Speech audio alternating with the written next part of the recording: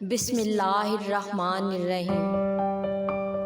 میری امی 5 عورتوں کا علاج کرتی تھی، لیکن جس کمرے میں وہ عورتیں لے کر جاتی اس کمرے میں امی اور ان کی خادمہ کے علاوہ کوئی نہیں جا سکتا تھا۔ لیکن جب میری شادی ہوئی تو میری کوئی اولاد نہ تھی۔ امی کو کہا میرا علاج کریں، امی نے سختی سے منع کر دیا۔ پھر ایک دن خادمہ کو کہا کہ میری مدد کرو، پھر ایک دن امی کی خادمہ کو کہا کہ میری مدد کرو۔ امی کی خادمہ نقاب کر کے گئی تو امی نے پوچھا نقاب کیوں کیا ہے؟ کہنے لگی چہرہ خراب ہے۔ اگلے دن خادمہ کی جگہ میں امی کے ساتھ خادمہ بن کر چلی گئی۔ جو منظر میں نے دیکھا میری تو جان نکل گئی۔ توبہ توبہ، میری امی کا نام فاخرہ تھا۔ وہ اپنے دور کی سب سے زیادہ پڑھی لکھی خاتون تھی اور گاؤں کی پہلی ایسی لڑکی جو کہ ڈاکٹر بن رہی تھی، لیکن اس کی تعلیم پوری نہ ہو سکی کیونکہ ان کے والد صاحب اس دنیا سے چلے گئے۔ اس کے بعد میری امی نیم حکیم بن گئی اور وہ عورتوں کا علاج کرنے لگی۔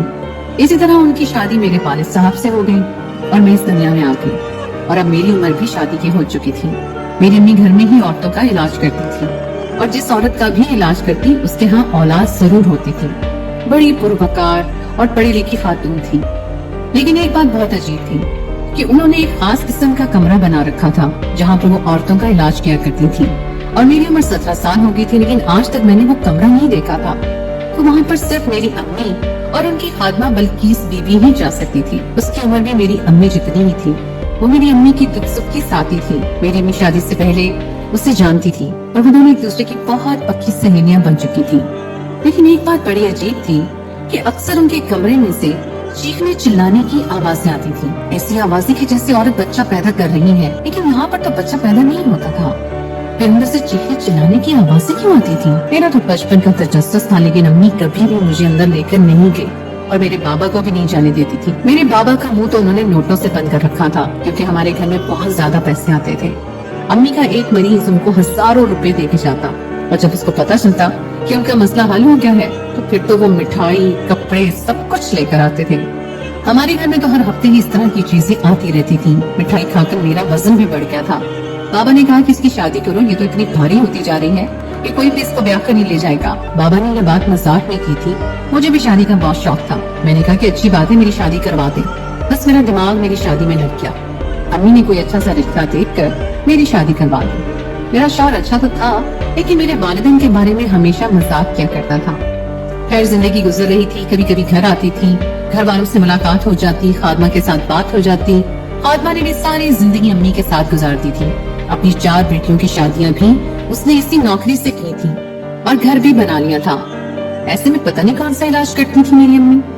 ایک دن میں گھر آئی تو گھر میں ایک بہت بڑی مشین لائی گئی تھی جو کہ بہت زیادہ مہنگی لگ رہی تھی اور امی کے کمرے کے باہر پڑی تھی کیونکہ اس کو اندر لے جانے کے لیے مزدوروں کی ضرورت تھی۔ میں نے امی سے پوچھا کہ یہ کیا ہے تو امی نے کہا کہ یہ ایک میڈیکل کی بڑی جدید مشین ہے۔ میں نے کہا کہ آپ اس مشین کا کیا کریں گی؟ آپ تو علاج کرتی ہیں نا، آپریشن تو نہیں کرتی ہیں۔ لیکن امی نے کہا کہ یہ مشین میرے لیے بہت ضروری ہے اور ہمارا کام 2 گنا ہو جائے گا۔ میں نے کہا کہ اتنے پیسے کما کر کیا کرنے ہیں آپ نے؟ بس کریں، آرام بھی کیا کریں۔ امی کہنے لگی کہ پیسوں کے بغیر کیا زندگی ہے، پیسہ تو ایسی چیز ہے جس کی ہر روز ضرورت ہوتی ہے۔ میرے سسرال میں میری نند کی کوئی جٹھانی تھی جس کے ہاں اولاد نہیں ہو رہی تھی۔ اس کے بارے میں مجھے پتا چلا تو میں نے کہا کہ میری امی تو سارے جہان کا علاج کرتی پھرتی ہیں، آپ کا بھی علاج کر دیں گی؟ علاج ہوتا تو بہت مہنگا ہے۔ انہوں نے کہا کہ ہم سے تو پیسے نہ لیں، ہم تو ان کے رشتہ دار ہیں، جبکہ وہ ہمارے رشتہ دار تو نہیں لگتے تھے، وہ تو میری نند کی جٹھانی تھی۔ لیکن میری ساس نے کہا کہ امی کو کہنا کہ ان کا علاج مفت میں کر دے کیونکہ بیٹی کے سسرال کا معاملہ ہے۔ اور اب معاملہ میرے سسرال کا بھی بن گیا تھا کہ میری ساس نے مجھے پہلی دفعہ کوئی بات کہی تھی۔ میں نے امی کو کہا تو امی نے کہا کہ پاگل ہو گئی ہیں، اتنے زیادہ پیسے لگتے ہیں۔ میں نے کہا کہ کس بات کے پیسے لگتے ہیں، دوائی تو دینی ہوتی ہے، چپ کر کے دے دو، اب میری عزت کا سوال ہے۔ امی نے ایک عجیب بات کہی، انہوں نے کہا کہ اس طرح سے بھی تیری عزت خراب ہو سکتی ہے۔ میں نے کہا کہ کیا مطلب، کیوں خراب ہو جائے گی میری عزت؟ امی نے کہا کہ اگر اس کا علاج کیا پھر بھی کوئی فائدہ نہیں ہوا تو میں نے کہا کہ آپ اس کا بھی علاج کرتے ہیں۔ تو میں نے کہا کہ آپ جس کا بھی علاج کرتی ہیں ان کو فائدہ ضرور ہوتا ہے، تو کیوں نہیں ہوگا فائدہ، کروا دے نا۔ آج بڑی مشکل سے میں نے امی کو منایا۔ میرے بابا نے بھی کہا کہ بیٹی کے سسرال کا معاملہ ہے۔ میری ماں نے مجھے ڈانٹا اور یہ بھی کہا کہ آئندہ اس طرح کا پنگا نہ لینا، اگر تم میرے پاس اپنے مریض لے کر آتی رہی میں بالکل بھی علاج نہیں کروں گی۔ بابا نے کہا تو میری ماں مان گئی۔ میں نے بابا سے کہا کہ ان کو تو میری کوئی پرواہ ہی نہیں ہے، تو بابا نے کہا کہ دن رات لوگوں کا علاج کر کے پاگل ہو گئی ہے، ہر وقت اس کمرے میں گھسی رہتی ہیں۔ میں نے کہا کہ آپ کبھی اس کمرے میں گئے ہیں؟ تو کہنے لگے کہ جب وہ کمرہ بنوا رہی تھی तब मैं वहाँ गया था, उसके बाद से तो नहीं गया। कुछ भी नहीं है बेटा, वहाँ पर वही डॉक्टरी का सामान रखा हुआ है, उसमें एक बेड है, एक टेबल है और 2-4 अलमारियां हैं। लेकिन अगर ऐसा ही था तो फिर मेरी माँ वहाँ किसी को जाने क्यों नहीं देती थी। फिर मेरी जेठानी का इलाज शुरू हो गया और मैंने उससे पूछा कि कहाँ पर बिठाया था आपको। उसने कहा कि घर के ड्राइंग रूम में बिठाया था। मैंने कहा कि आपको कमरे में नहीं लेकर गए थे। कहने लगी कि नहीं, मुझे तो किसी कमरे में नहीं लेकर गई। 2-4 टेस्ट करवाए और फिर इलाज शुरू हो गया। दवाइयाँ लिख कर दी हैं, कहती हैं कि अगर किस्मत में हुआ तो हो जाएगा, वरना तो कुछ शर्तीला इलाज नहीं है। मैं हैरान हुई कि अपनी दुनिया वालों को तो यही कहती है कि शर्तीला इलाज है, बच्चा होगा। नहीं हो, ऐसा हो ही नहीं सकता। कि बच्चा होता था तभी तो लोग लाखों रुपए दे के जाते थे। अब अम्मी को पैसे नहीं मिल रहे थे तो इसका मतलब ये था कि वो दिल से इलाज नहीं कर रही। मेरी अम्मी तो बड़ी लालची हो गई थी। खैर मैंने सोचा कि देखी जाए कि हो सकता है कि इसके हाँ औलाद हो ही जाए। मेरी अम्मी ने नंद की जेठानी का इलाज किया, लेकिन उसको कोई भी फायदा न हुआ। उन्होंने कहा, ऐसे ही अपनी माँ की तारीफें कर रही थी कि कोई भी फायदा नहीं हुआ है। लेकिन वो औरत खुद अच्छी थी, उसने कहा कि जब अल्लाह ने देना होगा दे देगा। आजकल तो यही हालात है, 1 महीना भी औलाद ना हो तो लोग बातें शुरू कर देते हैं। मैं भी परेशान होने लगी क्योंकि मेरी शादी को भी 7 महीने हो चुके थे और उन्होंने कहा कि तुम्हारी तो अपनी अम्मी है, तुम उनसे भी तो इलाज करवा सकती हो और मशवरा भी ले सकती हो। उसने मुझे कहा कि देर न करना, कहीं तुम्हारा मेरे वाला हाल ना हो जाए, क्योंकि फिर ये लोग किसी को भी माफ नहीं करते। मैं तो इसी खानदान की थी, फिर भी मेरे पीछे इतनी सारी बातें करते थे। तभी तो पराए खानदान से लाई हूँ तुम्हें। तुम्हारे साथ तो पता नहीं क्या करेंगे। मैं तो बहुत ज्यादा परेशान हो गई क्योंकि अपनी तो कुदरती देर हो रही थी। एक दिन मेरी सास की बात करी थी, उसने कहा, आजकल तो हर दूसरे बंदे का यही मसला है। अभी तक तो इस घर में खुशखबरियां आ जानी चाहिए थी, लेकिन आई ही नहीं है। अल्लाह खैर करे। लुबना ने तो 4 साल इलाज करवाया, फिर भी कुछ नहीं हुआ। अभी तो सिर्फ 7 महीने ही हुए हैं, देखते हैं क्या होता है। मैं इन सबकी बातों और हरकतों से बहुत ज्यादा परेशान हो गई थी। मैं अपने शौहर को बताए बिना, अपनी अम्मी को बताए बिना मैं डॉक्टर के पास चली गई और चेकअप करवाया। डॉक्टर ने मेरे 2-4 टेस्ट किए और कहा 2 दिन में आपको रिजल्ट मिलेगा। मैंने कहा कि रिजल्ट लेने नहीं आ सकती, आप प्लीज मुझे फोन पर ही बता दीजिएगा। उन्होंने कहा ठीक है, मेरा नंबर ले लिया। उन्होंने कहा कि ठीक है, मेरा नंबर ले लिया। डॉक्टर बहुत अच्छी थी, समझ गई कि मैं बार बार चोरी चोरी घर से नहीं निकल सकती थी। ये 2 दिन मैंने कैसे गुजारे मैं जानती हूँ।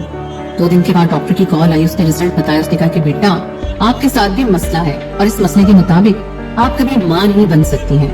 मैंने आपको यही रिकमेंड करना था कि आप कोई छोटा मोटा इलाज करवा के, गोलियां वगैरह खा के अपनी बॉडी और अपनी जिंदगी को खराब ना करें, बल्कि आप IVF यानी टेस्ट ट्यूब बेबी का इलाज करवा लें। इलाज हो जाए तो फिर इसका रिजल्ट निकलता है। IVF यानी कि टेस्ट ट्यूब बेबी का इलाज इतना आसान नहीं था, उसके बहुत सारे पैसे लगते थे। लेकिन डॉक्टर का कहना था कि अभी शुरू के दिन है, आप जवान हो तो आपका शौहर मान जाएगा, वरना बाद में शौहरों को यही सोच होती है कि जो लाखों रुपए देके इलाज करवाना है और फिर नताइज की गारंटी भी नहीं है, सिर्फ 40% है, तो वो लाखों रुपए लगाकर दूसरी शादी कर लेते हैं और हर साल बच्चा पैदा करते हैं। मैं बहुत ज्यादा परेशान हो गई, सारी रात रोते हुए गुजारी। शौहर ने पूछा तो झूठ बोल दिया कि कुछ नहीं हुआ। मैं बहुत दुख में थी क्योंकि मैंने कभी सोचा भी नहीं था कि मेरे साथ ऐसा हो जाएगा। फिर एक दिन मेरे मोहल्ले की लड़की मेरे पास आई, उसने कहा कि तुम्हारी अम्मी से इलाज करवाया था, आज खैर से मेरे पास 2 जुड़वा बेटे हैं और मैं बहुत खुश हूँ। मुबारकबाद दी मैंने उसको। वो मेरी अम्मी की तारीफ करती रही और कहती थी कि अल्लाह ने उनके हाथ में शिफा दी है, जिसका भी इलाज करती है उसको शिफा मिल जाती है। मुझे उस औरत की बातों से बहुत तसल्ली हुई। उसने कहा कि 10 साल तक मेरे यहाँ औलाद नहीं हुई थी, तुम्हारी अम्मी से इलाज करवाया तो औलाद हो गई। तुम्हारी अम्मी है तो तुम्हें तो सब कुछ पता होगा। जब उसने ये बात की तो मैं हैरान हुई, ये सब कुछ पता होने से क्या मतलब है। उसने कहा कि यही के तरीका इलाज क्या है। मैंने कहा आपको पता है, क्योंकि मुझे नहीं पता था। उसने कहा छोड़ दो इस मौजू को, अम्मी सबका 1 महीने तक इलाज किया करती थी। मैंने सोच लिया था कि मैं अपने शौहर को ये सब नहीं बताऊंगी और ना ही अपनी सास को। पहले ही ये लोग मुझे कुछ ज्यादा पसंद नहीं करते थे। अपनी अम्मी को ही सब कुछ बताऊंगी, उनसे इलाज करवाऊंगी, उसके बाद मुझे किसी को बताने की जरूरत नहीं पड़ेगी। मैं अम्मी की तरफ चली गई। अम्मी सुबह सुबह ही बहुत ज्यादा मसरूफ थी, उसी कमरे में बैठी थी, बाहर ही नहीं आ रही थी। मुझे अंदर जाने की इजाजत नहीं थी। बाबा घर पर नहीं थे। 4 घंटे उन्होंने मुझे इंतजार करवाया। मैं बहुत गुस्सा हो गई। उसके बाद मैंने उनको कहा कि एक मसला है। क्या मसला है? पैसे चाहिए। तो मैंने कहा कि उन्हें पैसों की बात नहीं है और फिर उसके बाद उनको बताया कि मुझे डॉक्टर ने क्या कहा है। रिपोर्ट भी दिखाई उनको, जो डॉक्टर ने मुझे फोन पर भेजी थी। उन्होंने कहा कि रिपोर्ट तो यही कह रही है, तो अब क्या किया जाए, ये तो बड़ा मसला है। मैंने कहा कि क्या मसला है? आपके लिए तो कोई मसला नहीं है, आप मेरा इलाज कर दे। मेरी अम्मी ने कहा कि इस तरह की बात की तो मुझसे बुरा कोई नहीं होगा, मैं तेरा इलाज नहीं करूंगी, बिल्कुल भी नहीं। ये तो वही बात हो गई कि आप सारे खानदान को खाना खिला रहे हैं और मैंने प्लेट दिखाकर कहा कि मुझे भी खाना दे दे, तो कहा खाना खाकर गुनाह मिलता है। मतलब कि मेरी माँ ने इतना बुरा रद्द अमल दिया जैसे वो मर जाएंगी लेकिन इलाज नहीं करेंगी मेरा। मैंने कहा कि क्यों नहीं इलाज करेंगी? बाबा वहाँ पर आ गए। मैं रो रही थी। बाबा ने भी देख लिया कि एक दिन बेटी घर आई और ऊपर से रो रही है, तो परेशान हो गए। बाबा हमेशा से मुझे बहुत प्यार करते थे। मैंने कहा कि क्यों रो रही हो? तो अम्मी ने कहा कि फजूल की फरमाइश कर रही थी, मैंने इसको डांट दिया है। अम्मी ने ये बात पापा को नहीं बताई कि मैं कभी मां नहीं बन सकती। मैंने इलाज के लिए कहा है कि मेरा इलाज नहीं कर रही है। एक तो उनकी गलत बयानी और ऊपर से झूठ भी बोला। बाबा ने कहा कि क्यों परेशान होती हो, जो भी चाहिए मैं अपनी बेटी को दे दूंगा, मैं तुम्हारे लिए चाय बनाता हूँ। बाबा वहाँ से चले गए तो अम्मी ने कहा जो भी हो रहा है अल्लाह पे छोड़ दो। खबरदार जो यहाँ पर इलाज की बात की, मैं तुम्हारा इलाज कभी भी नहीं करूंगी, ये बात अपने दिमाग में रखना। मैं वापस अपने घर आ गई और सोचने लगी कि अम्मी ने मुझे ऐसा क्यों कहा। पहले तो वो मुझे उस कमरे में जाने नहीं देती थी। जब मैंने अपने दोस्त को उनके पास भेजा तो उसको भी उस कमरे में नहीं लेकर गई और उसका इलाज भी नहीं किया। तभी तो उसको कोई फर्क नहीं पड़ा। और अब जब मुझे मुसीबत आ गई थी तो मेरा भी इलाज नहीं करना चाह रही थी। कोई गड़बड़ तो जरूर थी। क्या मेरी माँ झूठ बोला करती थी, लोगों का इलाज नहीं करती थी? लेकिन अगर झूठ बोलती थी तो फिर उसके पास इतने लोग और इतने सारे पैसे कहाँ से आते हैं? फिर मैं ही क्यों, मेरा इलाज क्यों नहीं करना चाह रही, जबकि सारी दुनिया का इलाज कर रही थी? अब मेरी आखिरी उम्मीद बल्किस बीबी ही थी। उन्होंने भी मुझे जाते हुए देख लिया। अगले दिन फोन किया कि बेटी क्या मसला है, क्यों रो रही थी? उसने भी मुझे माँ बनकर पाला था बचपन में, वही तो मेरा ख्याल करती थी। अम्मी तो पूरा दिन अपने काम में लगी रहती थी। मैंने उनको सब कुछ बता दिया और उनके घर चली गई। उन्होंने कहा उनको कहा कि मेरी मदद करें। उन्होंने कहा कि ठीक है तुम्हारी मदद करती हूँ, क्योंकि ये काम मुझे भी गलत लगता है। मैंने कहा कि क्या मतलब है? मैं तुम्हें नहीं बताऊंगी बेटा। अगले दिन वो नकाब करके चली गई। अम्मी ने उनसे कहा कि तुमने नकाब क्यों कर रखा है? तो उन्होंने झूठ बोला कि मेरा चेहरा जल गया है इसलिए नकाब किया है, अजीब सा निशान पड़ गया है और दवा वगैरह लगाई है। अम्मी मसरूफ रहती थी कि उन्होंने दोबारा ये बात पूछी ही नहीं। मुझे फातिमा ने कहा कल तुम नकाब करके ही जाओगी। मैं नकाब करने का जवाब पहले से ही दे चुकी हूँ, इसलिए वो तुमसे कुछ नहीं पूछेंगी। मैंने कहा कि मुझे बहुत डर लग रहा है, लेकिन उसने मुझे सब कुछ बताया कि तुमने ऐसे करना है और जाकर खड़े हो जाना है।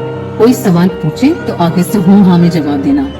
कल कोई ऐसा काम भी नहीं है, एक ही मरीज है, उसकी अपॉइंटमेंट है, तुम्हें खुद ही सब कुछ पता चल जाएगा। बेटी तुम्हारे सारे सवालों के जवाब तुम्हें मिल जाएंगे। और अपनी माँ को जब सच पता चल जाए तो कहना कि मैं हमेशा के लिए काम छोड़कर जा रही हूँ, अब मैं ये काम नहीं कर सकती। इस काम में पैसे थे लेकिन मैं बड़ी परेशान थी। मैं अगले दिन नकाब करके चली गई और अम्मी ने वाकई का सवाल नहीं किया। कमरे को अंदर से देखा तो पूरे ऑपरेशन थिएटर का माहौल था। बड़ी बड़ी मशीनें पड़ी हुई थी, जबकि बाबा ने तो कहा था एक मेज और कुछ अलमारियां ही हैं। वहाँ पर एक औरत आई, उसने कहा कि मुझे इसके साथ काम करना है, तुम जरा इसकी हिस्ट्री लिखो। जब मैंने उसकी हिस्ट्री की फाइल पढ़ी तो उसमें भी यही लिखा था कि वो औरत कभी मां नहीं बन सकती है और उसको भी IVF रिकमेंड हुआ था। मशीनों पर भी इस तरह की बातें लिखी थी। क्या अम्मी यहाँ पर IVF कर रही थी? लेकिन ये कैसे कर सकती थी? अम्मी तो डॉक्टर भी नहीं थी।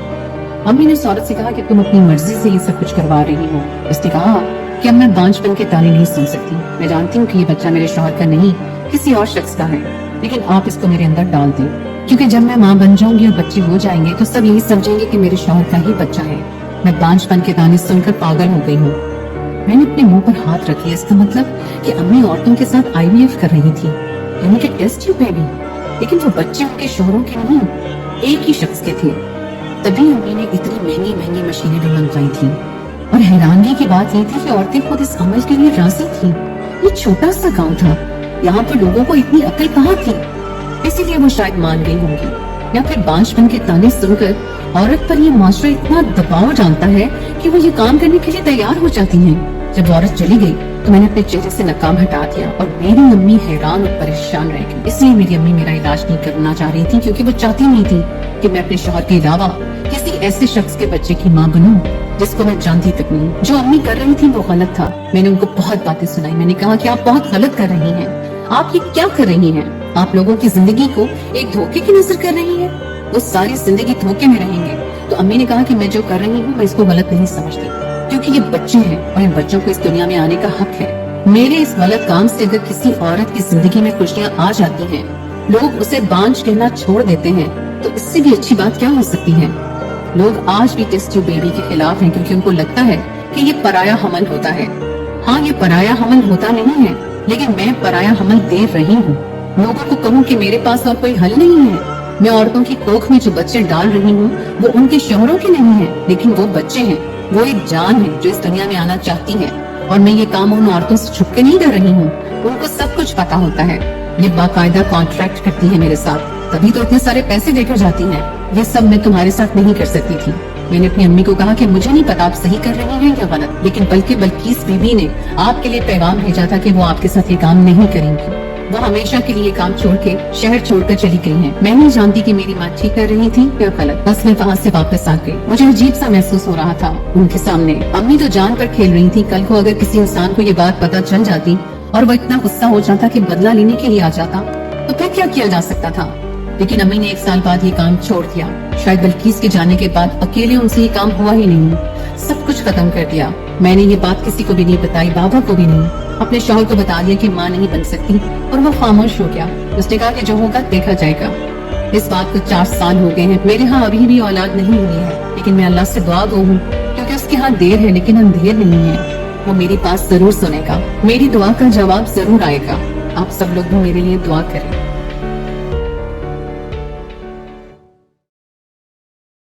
हमारी वीडियोस अगर आपको पसंद आ रही हैं तो ज़रूर लाइक कीजिए, और अगर आपने हमारा चैनल सब्सक्राइब नहीं किया तो ज़रूर कीजिए। उसके साथ साथ बेल आइकॉन पर भी लाजमी क्लिक कीजिए, ताकि हमारी हर आने वाली वीडियो आप तक बर वक्त पहुंच सके। अल्लाह हाफिज।